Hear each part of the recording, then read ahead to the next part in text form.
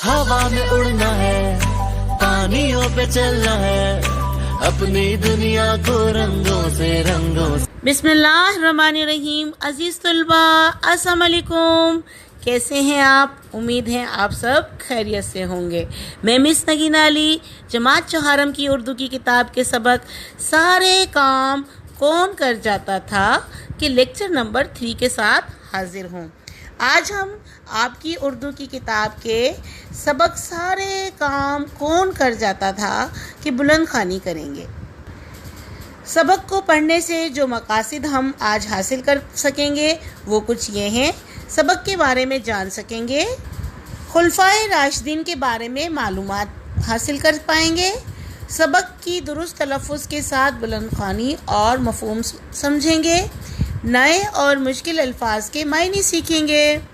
सबक का आगाज़ करने से पहले हम सबक के नए अल्फाज के मायने सीखेंगे। पहला लफ्ज़ है अमीरुल मोमिनीन, जिसके मायने हैं मुसलमानों का आला हाकिम। दूसरा लफ्ज़ है खलीफ़ा, खलीफ़ा के मायने हैं पैगंबर सल्लल्लाहु अलैहि वसल्लम का नाइब। तीसरा लफ्ज़ है मामूल, जिसके मायने हैं तरीक़ा, आदत, रवाज। अब हम आते हैं सबक की बुलंद ख़वानी की जानिब। तो बच्चों, सबक का नाम है सारे काम कौन कर जाता था। एक सवालिया नाम है जो कि सबक पढ़कर ही मालूम हो पाएगा कि कौन किसका काम कर जाता था। चलिए पढ़ते हैं। मुसलमानों के पहले 4 खलीफा खुलफाए राशिदीन कहलाते हैं। क्या आप उनके नाम जानते हैं? सबक के तारुफ में बेटा कुछ इस तरीके से बताया गया है कि ये लग रहा है कि सारे के सारा सबक किसी खलीफा और खुलफाए राशिदीन के बारे में है। तो चलिए पढ़ते हैं। पहले पढ़ने से पहले मैं चाहूँगी कि मैं आपको बताऊं कि खलीफा होता क्या है। खलीफा पैगंबर सल्लल्लाहु अलैहि वसल्लम का नाइब। मायने तो मैंने आपको अल्फाज मायने में बता ही दिए हैं, लेकिन बेटा थोड़ा डिटेल में बताना चाहूँगी।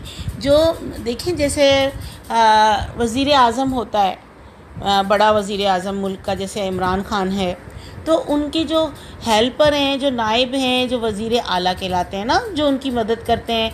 ये भाई इतना बड़ा पाकिस्तान है तो हर एरिया में हर किसी को काम तकसीम करके दिया जाता है, ज़िम्मेदारियां दे दी जाती हैं कि आप जो है पंजाब की ज़िम्मेदारी संभाल लें, आप सुबह सिंध की संभाल लें, तो वो वज़ीर आला जो हैं वो संभाल रहे हैं ना।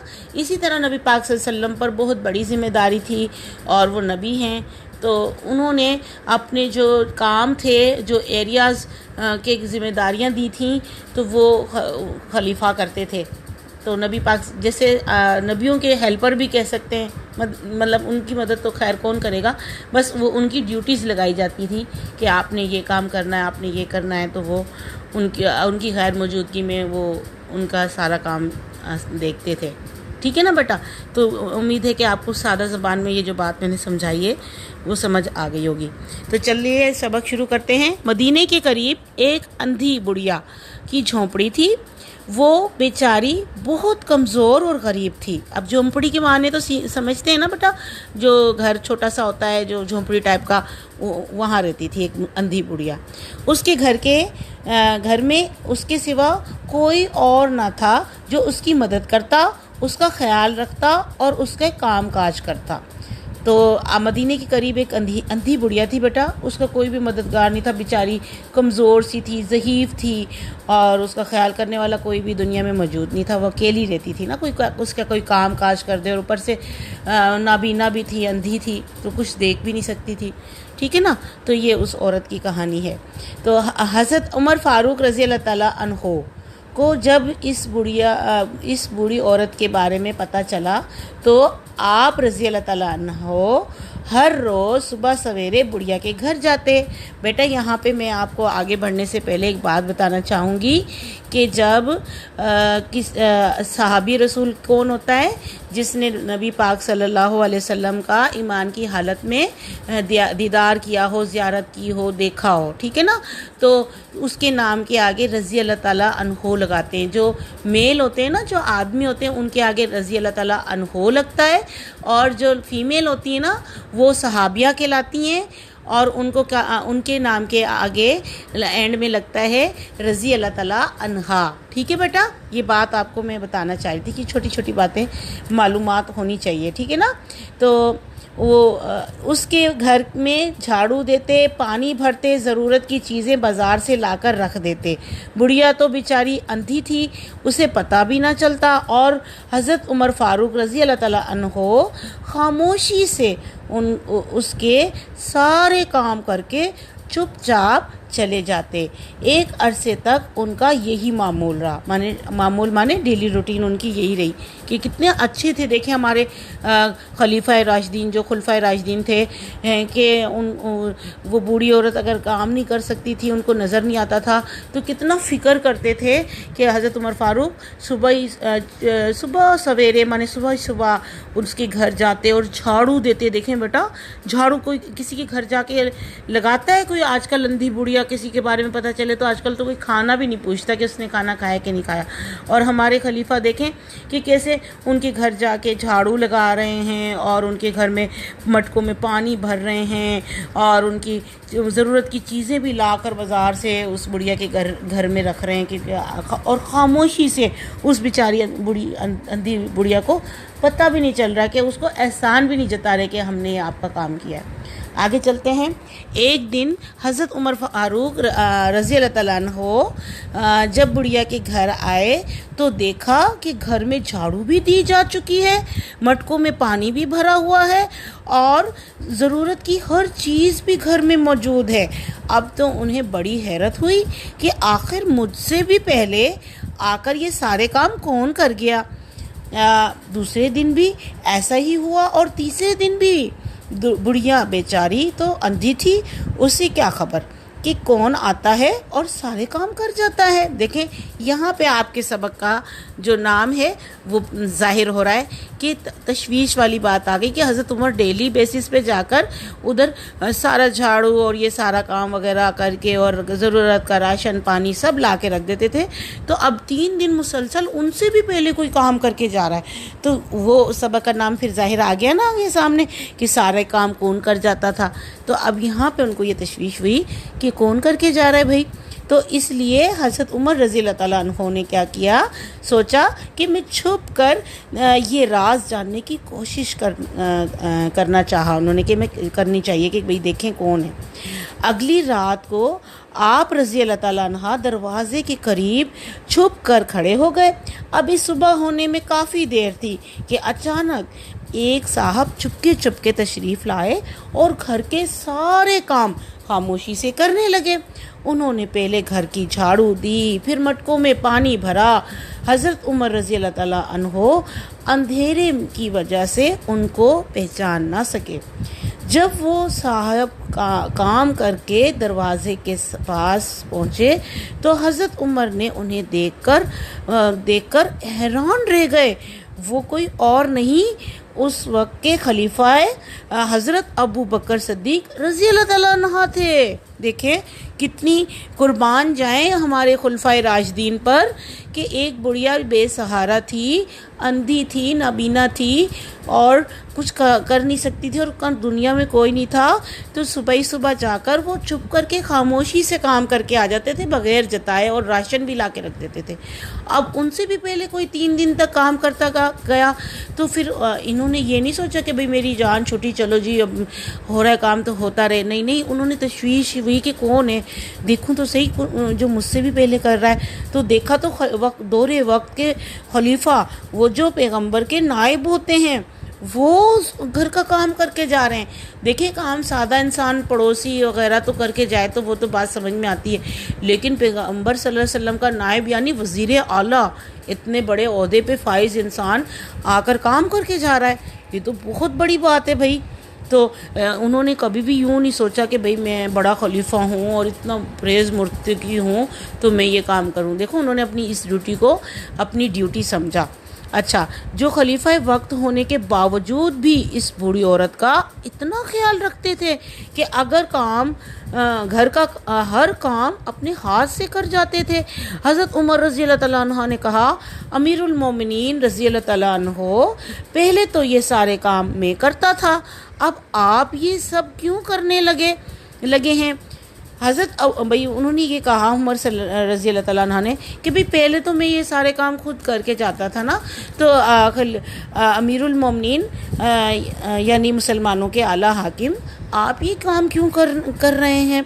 तो हज़रत अबू बकर सिद्दीक़ रज़ी अल्लाह ताला अन्हा ने जवाब दिया कि उन्होंने जवाब दिया कि उस वक्त में अमीरुल मोमिनीन नहीं था, यानी मैं मुसलमानों का आला हाकिम नहीं था मैंने। हाँ, और ख़लीफ़ा बनने के बाद ये ज़िम्मेदारी मेरी ज़िम्मेदारी है कि मैं हर फ़र्द का ख़याल रखूं। अब आप देखें कि हमारे अमीरुल मोमिनीन इतने बड़े ओहदे पे आकर भी गरूर और तकब्बुर उनको छू के नहीं गुज़रा। उन्होंने बल्कि जो पहले वो ड्यूटी नहीं देते थे वो ड्यूटी अदा करना शुरू कर दी कि पहले मेरी ज़िम्मेदारी नहीं थी लेकिन अब ये मुझ पर फ़र्ज़ है, क्योंकि मैं आला हाकिम हूँ। मेरी ड्यूटी है कि कोई नाबीना है या बेसहारा है तो मैं उसकी मदद भी करूं और उसके सारे काम भी करूं। देखें सुबहान अल्लाह कि अल्लाह ताला ने इतने प्यारे नबी पाक सल्लल्लाहु अलैहि वसल्लम हमारे लिए अंबियाओं के सरदार हमें भेजे, और ना सिर्फ वो भेजे, उनके साथ जो खलीफा थे, जो पैगंबरों के हमारे जो अमीरुल मोमिनीन थे, मुसलमानों के आला हाकिम थे, उनके हुस्ने अखलाक और उनके किरदार देखें कि कितने प्यारे थे। तो प्यारे बच्चों, उम्मीद है आपको ये सारा सबक और उसका मफ़हूम समझ में आ गया होगा। तो हमें भी बेटा ये सब कुछ अपनाना चाहिए। हम लोग देखें हमारे आसपास की ज़िंदगी में कितने बूढ़े लोग, बीमार लोग, बेसहारा लोग, रिश्तेदार, हम तो इतने सेल्फिश हो गए हैं कि हमारे घर में भी कोई मम्मी या डैडी या बहन भाई बीमार हो जाते हैं तो हम दूसरे कमरे में चले जाते हैं कि वो खांस रहा है और हमारी नींद डिस्टर्ब हो रही है। हम बस फर्जी सा थोड़ा सा पूछ लेते हैं लेकिन हमें एहसास नहीं कर रहे होते। या हमारी मम्मा सारा दिन काम कर रही होती हैं तो हम उनका हाथ नहीं बटाते, अपना काम भी नहीं कर रहे होते कि कपड़े प्रेस कर लें या बर्तन उठा के किचन में रख कर आ जाएं या बिस्तर बिछा लें या एक गिलास पानी की अपनी वालदा को या वालिद साहब को पिला दें या पाँव दबा दें उनके थके हुए हों तो, या कपड़े अगर मम्मा धो रही हैं, लॉकडाउन की वजह से घर में काम वाली मासियाँ नहीं आ रही तो हम अपनी मम्मा का हाथ बटा दें। तो बेटा वो अमीरुल मोमिनीन हम मुसलमानों के आला हाकिम कितनी बड़ी बात थी, और वो इतना बड़े आला मर्तबे पे फाइज होकर भी इतने काम कर रहे थे। तो हमें उनकी सुन्नत पर अमल करना चाहिए ना। किसी की किए हुए काम को हम करें और उसकी आदत पर अमल करने को सुन्नत कहा जाता है। जैसे नबी पाक सल्लल्लाहु अलैहि वसल्लम जो करते थे वो काम हम करते हैं तो वो क्या होता है कि सुन्नत रसूल अदा कर रहे हैं। तो और हज़रत इब्राहीम अलैहिस्सलाम ने जैसे जानवर ज़िबा किए तो हम वो करते हैं तो कहते हैं कि सुन्नत इब्राहीमी कर रहे हैं। इसी तरह से अगर हम किसी खलीफा की अगर सुन्नत अदा करें, उनके किए हुए कामों पर अमल करें तो वो सुन्नत खलीफा कहलाएगी। तो बेटा आप लोग भी इस सुन्नत पर अमल कीजिएगा, सबके काम कीजिएगा। आप आसपास में जो बूढ़े हैं या कोई परेशान है तो उनकी मदद करिएगा, अल्लाह ताला आपको इसका अजर देगा। ठीक है, उम्मीद है आपको ये सारा मुकम्मल लेसन समझ में आ गया होगा, इसके अल्फाज के मायने आपको समझ में आ गए होंगे। और अब हम आते हैं आपके घर के काम के जो इमला के अल्फाज हैं ना उसकी जानिब। तो आपने जो बेटा इमला के अल्फाज लिखने हैं वो ये हैं।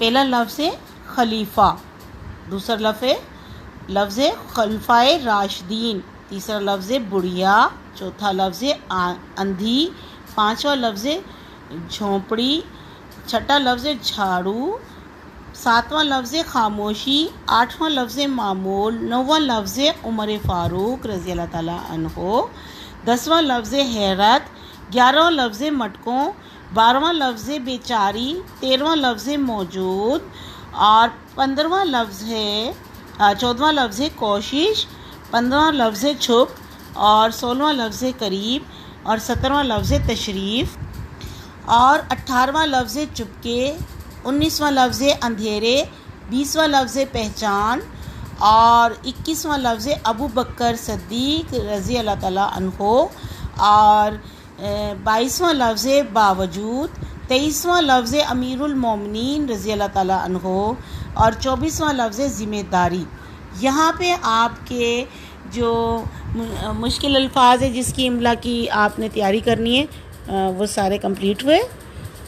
अब हम आते हैं आपके घर के काम की जानिब। तो बच्चों, आपको मुकम्मल सबक की पूरे हफ्ते बुलंद ख्वानी करनी होगी और उसके साथ में सबक के मुश्किल अल्फाज के इमला के अल्फाज रफ़ कॉपी पर लिखकर बड़े खूबसूरत अंदाज में खुशखत के तरीके से लिखकर तमाम मुश्किल अल्फाज को ज़ेनशीन करना होगा और सबक के नए अल्फाज के मायनी भी अच्छे तरीके से ज़ेनशीन करने होंगे। तो बेटा, और फिर ये सारा का सारा जो इमला है वो एक ही दिन में नहीं करना, आपको पूरा हफ्ता इसको चलाना है, ठीक है ना बेटा। तो डेली बेसिस के आप कुछ लफ्ज़ जो है ना डिवाइड कर लीजिएगा पूरा वीक में और उसको रोज़ाना 6-7 लफ्ज़ों को प्रैक्टिस में रखिएगा। एक लफ्ज़ को 3 दफ़ा आपने लिखना है ना, और इस तरह से फिर आपको इमला के अल्फाज पक्के याद हो जाएंगे लिखकर और आपकी राइटिंग भी अच्छी हो जाएगी, ठीक है। उम्मीद है आपको मुकम्मल लेसन सारे काम कौन कर जाता था कि बुलंद ख़वानी और मफ़हूम और मायनी अल्फाज मायनी और इमला के अल्फाज सब समझ में आ गए होंगे। तो बेटा अपना बहुत सारा ख्याल रखिएगा। अब इजाज़त चाहूँगी, बहुत जल्द अगले लेक्चर के साथ इसी लेसन के एक्सरसाइज के लेक्चर के साथ हाज़िर होंगी। तब तक के लिए अल्लाह हाफ़िज़।